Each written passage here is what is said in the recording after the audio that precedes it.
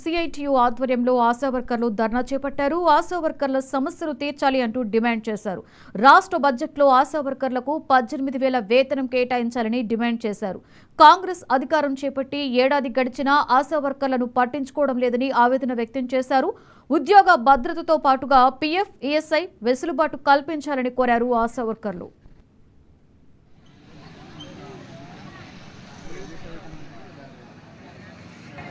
ఆశా వర్కర్గా వచ్చినాము.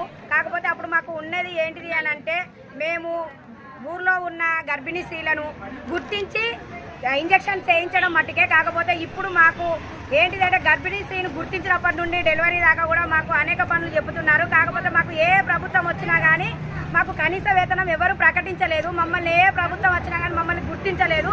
మేము ఏంటి అని అంటే, వెనుకబడిన తరగతుల లాగా మమ్మల్ని వెనకట బ్రిటిష్ పాలన ఎట్లున్నదో ఇప్పుడు మా ఆశా వర్కర్ల మీద కూడా మన ప్రభుత్వాలది ఆ రకంగా ఉన్నది.